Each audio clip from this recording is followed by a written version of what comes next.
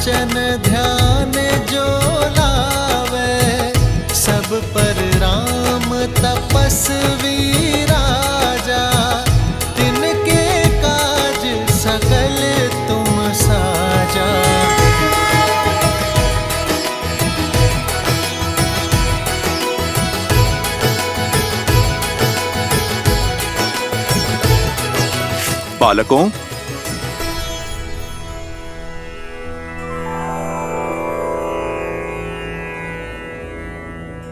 बालकों, अब परिस्थिति उलझ चुकी है।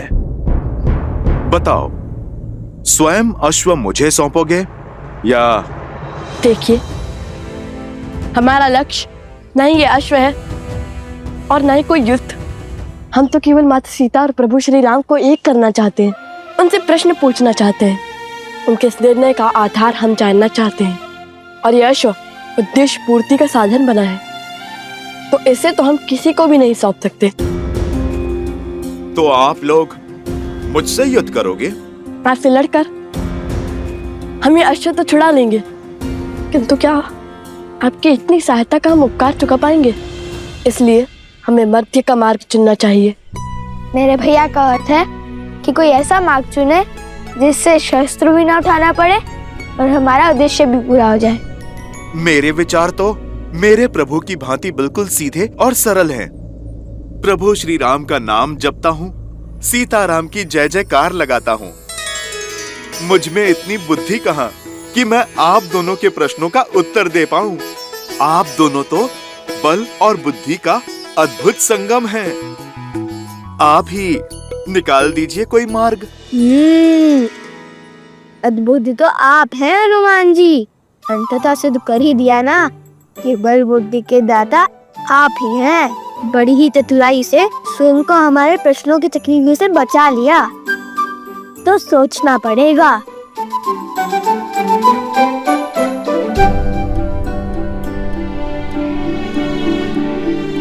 भैया, हनुमान जी तो बड़े बलवान हैं, उनसे लड़ेंगे कैसे? और बातों में आकर तो ये अपने राम धर्म से हटने से रहे। तो फिर कोई मार्ग भी नहीं है हमारे पास। हमें हनुमान जी से युद्ध ही करना होगा।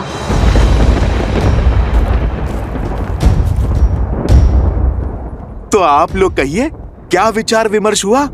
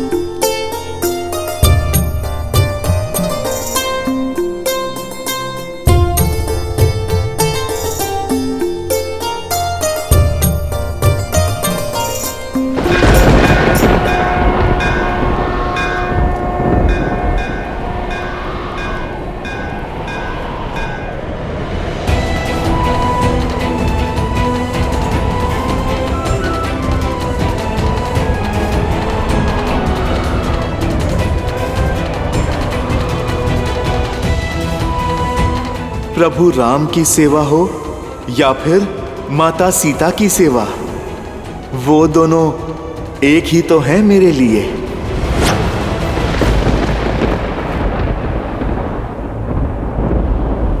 हम जानते हैं कि आप माता सीता के कितने समीप हैं।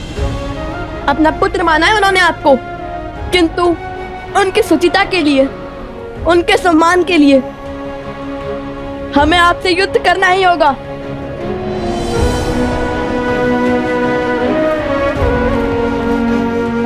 भैया, हम अपना धर्म निभा रहे हैं और हनुमान जी अपना।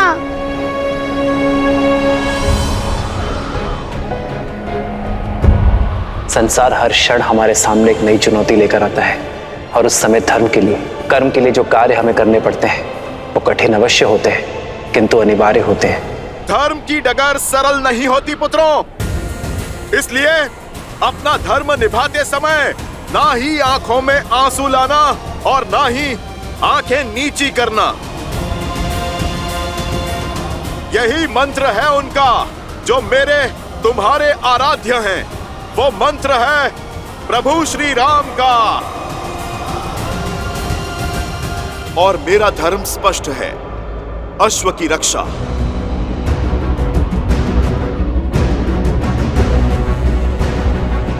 भैया, हनुमान जी सत्य कह रहे हैं। हमें अपनी प्रतिज्ञा निभानी होगी, चाहे मन कितने भी दुख से क्यों ना भरे हों।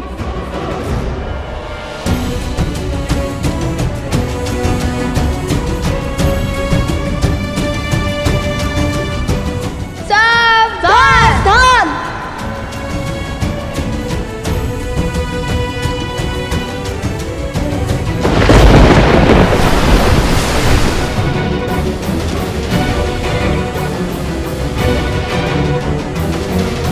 आगे बढ़ो बालकों, आपके ये बाण मेरा नाश नहीं बल्कि धर्म का प्रकाश सिद्ध करेंगे।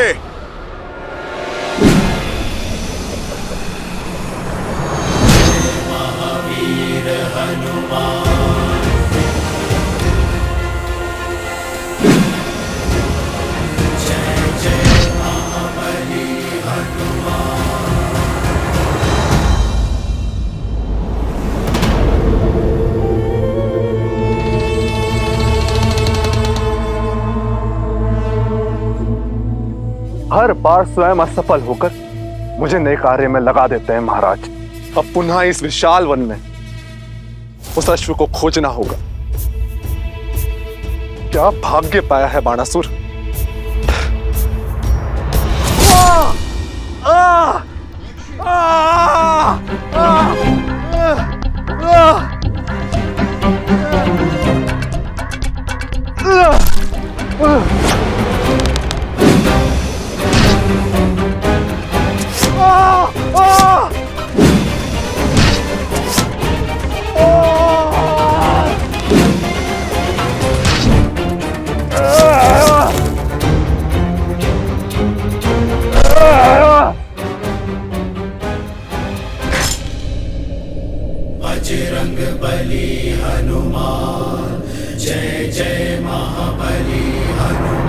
बचाइए महाराज,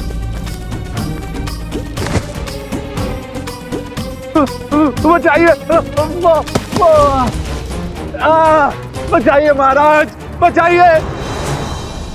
तो सीता आश्रम छोड़ चुकी है। अद्भुत, अति अद्भुत।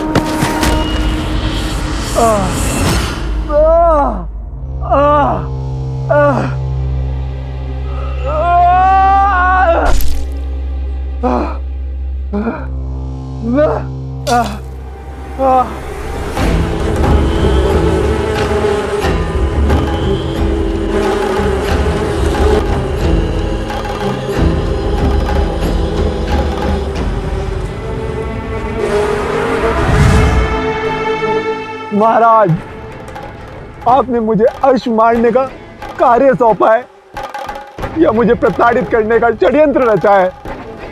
मौन रहो मूर्ख। इसी क्षण सीता के पास जाओ। त्रिपुर सुंदरी मंदिर में पूजा कर रही है वो। बहुत प्रतीक्षा के बाद ये अवसर हाथ लगा है। जब सीता आश्रम की सुरक्षा सीमा से बाहर है, अब मैं वही प्रजा द्वारा उसका वध करवाऊंगा। माता की चित्कार पुत्रों को भी खींच लाएगी और उस वानर हनुमान को भी। बस पीछे से हम उस अश्व का अंत कर देंगे।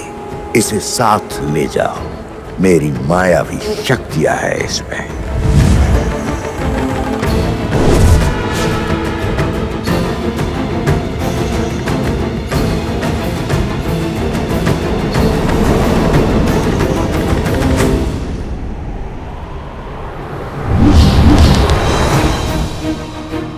भैया, हमारे सारे अस्त्र व्यर्थ हो गए। इनसे लड़ना असंभव है। इसलिए तो बार बार पूछ रहा था, इनसे लड़ेंगे कैसे? क्या हुआ बालकों, किस सोच में पड़ गए? मैं फिर कहता हूं, रोक दीजिए युद्ध। चलो हम अश्व लेकर प्रभु श्री राम की शरण में चलते हैं। हनुमान जी, मुझे आपकी बात स्वीकार है।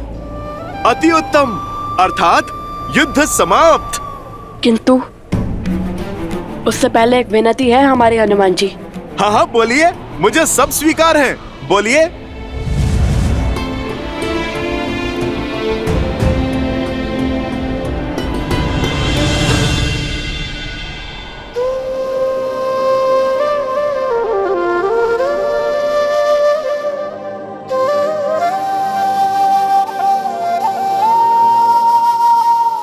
सुनो हनुमत श्री राम दुलारे, तुम किए काज प्रभु के सारे। फिर क्यों बने इस काम में बाधा, राम सिया हित जिसमें साधा। मिलन सिया श्री राम कराने, हम निकले उन्हें एक बनाने। बैठे अवध आसन सिया राम, राम सिया राम, सिया राम, सिया राम, राम सिया राम, सिया राम, सिया राम, राम सिया राम।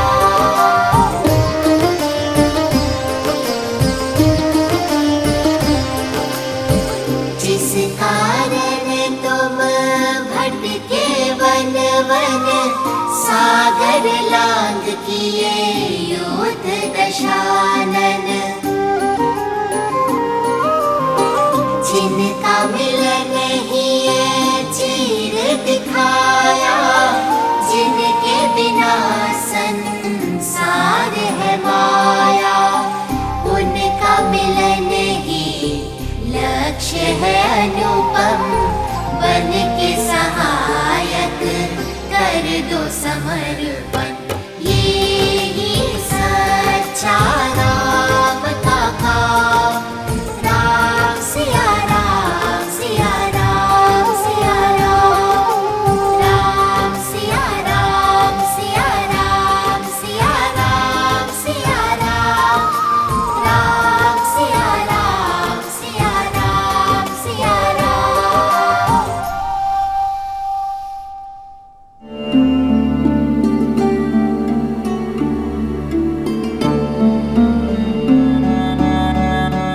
हनुमान जी, हम जानते हैं आपका हराना असंभव है, किंतु श्री राम और माता सीता को साथ लाने का और कोई मार्ग नहीं है हमारे पास। इसलिए ये हमारी विनती है कि आप स्वयं हमारे बंदी बन जाइए।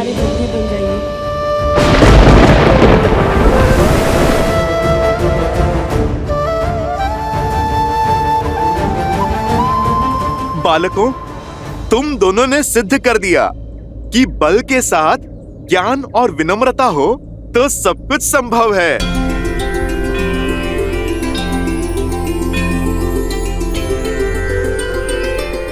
मैं राम भक्त हनुमान आपका बंधन स्वीकार करता हूँ।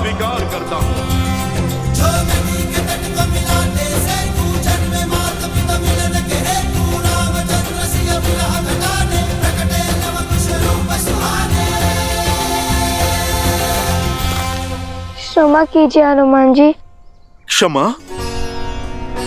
हाँ, क्योंकि आप केवल माता सीता और प्रभु श्री राम के ही नहीं, अपितु इन लवकुश को भी प्राणों से प्रिय है। और किसी प्रियजन को बंदी बनाने से बड़ा और कोई आघात नहीं।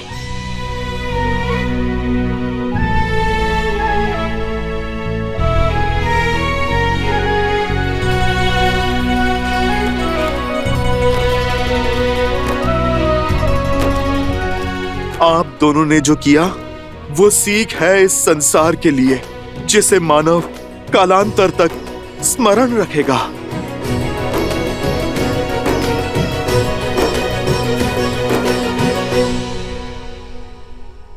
जय श्री राम। मंगल भवन अमंगल हारी, द्रवहु सुदशरथ अजिर बिहारी।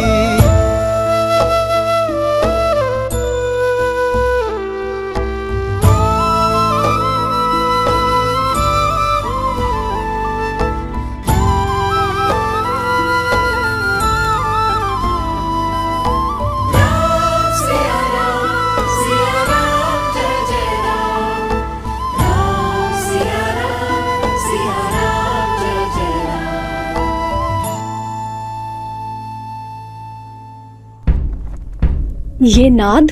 चलो चलो। अरे अभी मेरी पूजा शेष है। पूजा बाद में संपन्न करना, अभी चलो यहाँ से।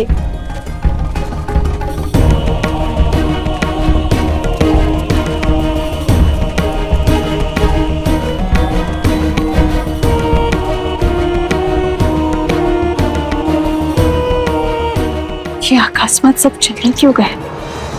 सुनो सुनो सुनो, एकादशी के पर्व पर महाराज धन्यमाली देवी त्रिपुरा सुंदरी के दर्शन करने पधार रहे हैं। माता से अपनी राज्य की कुशलता का आशीर्वाद मांगने पधार रहे हैं। महाराज धन्यवाली की, महाराज धन्यवाली की।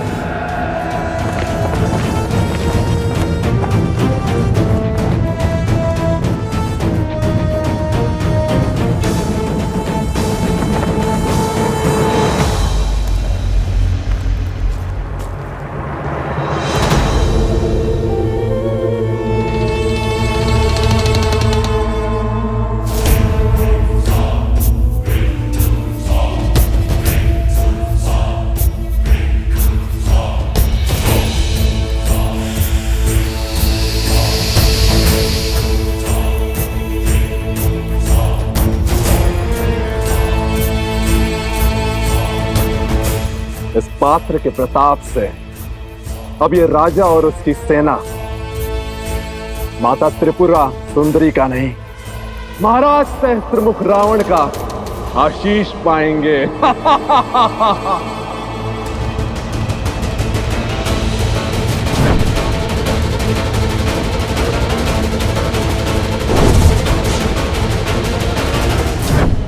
सेनापति,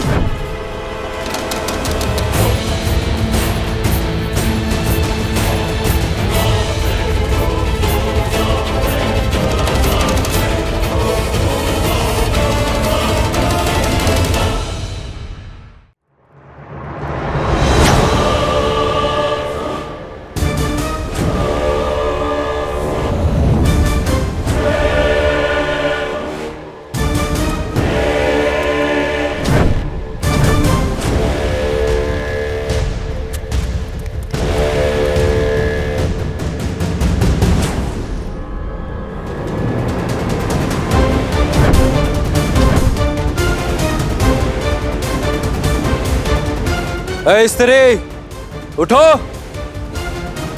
हमारे महाराज देवी की पूजा के लिए पधार रहे हैं। इस समय कोई साधारण व्यक्ति इस प्रांगण में नहीं बैठ सकता।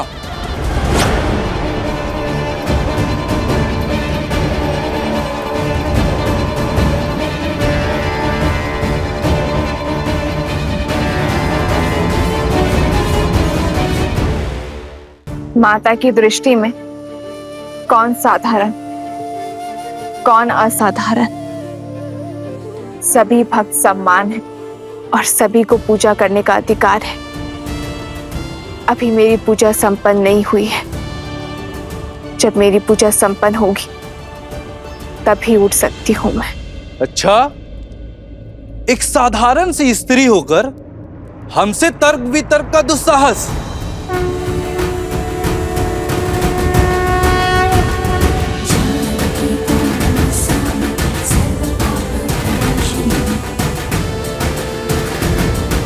साधारण कहाँ हूं मैं?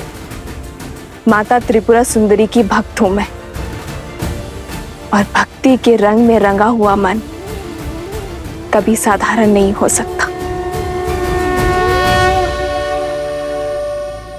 क्या तुम नहीं जानती मैं किसकी बात कर रहा हूं?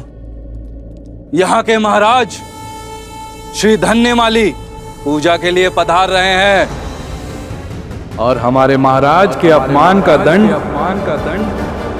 तुम्हारे जीवन का अंत है।